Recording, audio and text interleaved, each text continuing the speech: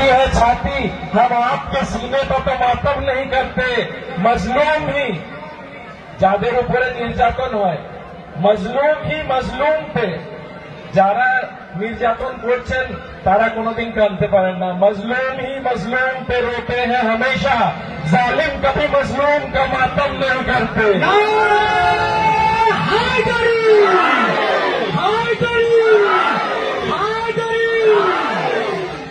আপনারা এই জায়গায় উপস্থিত হয়েছেন, এই যে মাঝে কিছু কিছু জায়গা বাকি আছে, এইসব জায়গা আপনারা বরণ করে আগে চলে আসুন। কেন আমরা এই মজলিসে উপস্থিত হয়েছি? এইখানে স্বয়ং ইমাম হুসেনের আগমন হয়, স্বয়ং ওনার নানার আগমন হয়, হুজুর খাতুনে জান্নাতের আগমন হয়। এবং এই মজলিসে বসার সময় চেষ্টা করবেন যতটা আদব ও এহতেরামের সঙ্গে বসবেন, আর যখন নারা লাগাবেন দুই হাত তুলে নারা লাগাবেন। তার কারণ এই নারা লাগানোর সময় যখন আমরা হাত তুলি আমরা গবাহি দিই যে আমরা ইমাম হুসেনের সঙ্গে আছি, ইমাম হুসেনের কাতিলদের সঙ্গে আমরা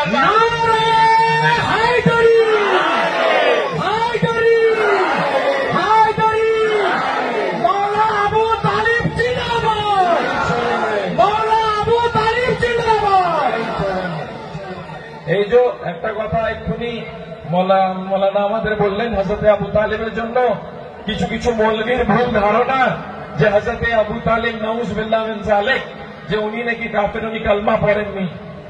आगा माजरत चाहता हूं, थोड़ा वक्त से ज्यादा ले लिया।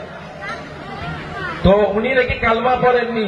আমাদের মৌলবী যারা আপনার মাদ্রাসা চালান, মসজিদ চালান, তারা দেখবেন, এবং ইয়তিমখানা যারা আছে, যাদের এখানে ইয়তিম বাচ্চারা থাকেন, তারা সবসময় একটা হুজুরের হাদিস কে কোট করেন এবং মসজিদের উপরে বড় করে লিখেন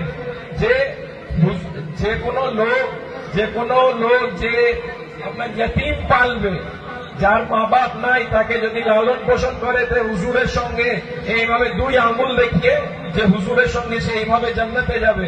এবং এই জাহিল মৌলানা বলা এদেরকে ভুল হবে।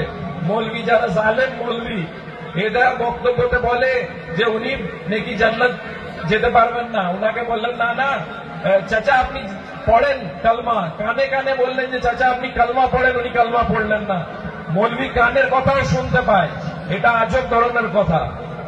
এবং এই কথা বলে যে কোন ইয়তিম পালবে সে জান্নাতে যাবে হুজুরের সঙ্গে দুই আঙ্গুল দেখিয়ে বলে, আর যে হুজুরকে পালবে তার কি?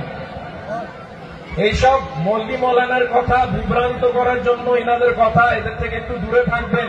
এবং আমাদের মৌলানা এখানে উপস্থিত হয়েছেন, আমি বেশি সময় নেব না, সমুচীন হবে না ওনার সামনে বেশিক্ষণ বক্তৃতা করা। ওনারা আবার কলকাতা ফিরে যাবেন, এই জন্য আমি বলবো যে নারে হায়দারি লাগিয়ে ওনাদের ইস্তেকবাল করা দরকার।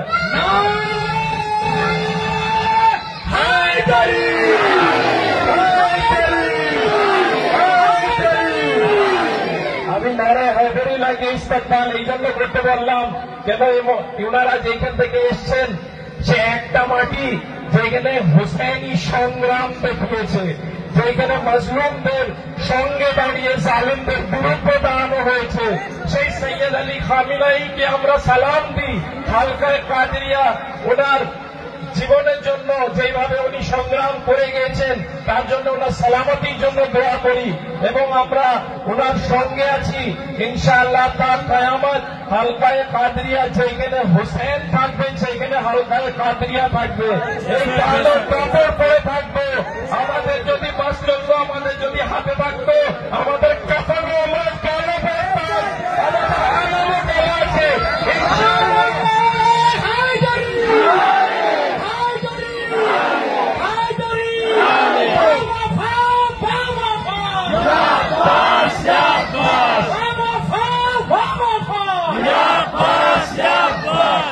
আমি একটা শেষ কথা বলে এখান থেকে রুখসত হয়ে যাব যে আমরা আপনারা সকলেই যারা এখানে উপস্থিত আছেন এই দোয়া চাইবেন যে আমরা যখন এই দুনিয়া থেকে যাব ইমাম হুসেনের আগমন হয় এবং আমরা সেই কালো আলম সেইটাকে যেন আমরা চোখে দেখতে পাই।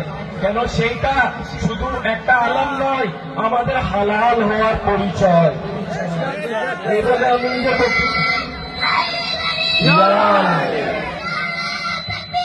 আল্লাহ Ya Abbas, Ya Abbas. Ya Sayyidi, Ya Abbas. Ya Abbas, Ya Abbas.